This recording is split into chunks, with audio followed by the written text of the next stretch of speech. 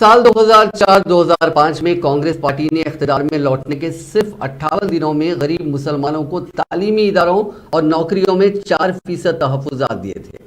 उस वक्त के वज़ीर आला डॉक्टर वाई.एस. राजशेखर रेड्डी और रियासती वज़ीर मोहम्मद अली शब्बीर की काविशों की वजह से ही 4% रिजर्वेशन पर अमलावरी हुई थी। पिछले 18 सालों में तेलंगाना और आंध्र प्रदेश के करीब 20 लाख गरीब मुसलमानों को इससे फ़ायदा हुआ और ये फ़ायदा अब भी जारी है।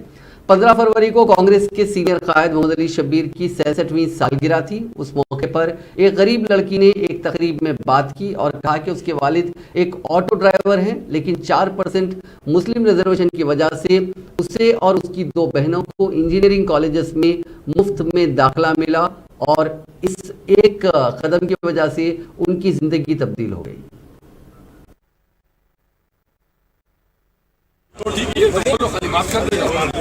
Good morning, Manandal. First of all, wish you a happy birthday, sir.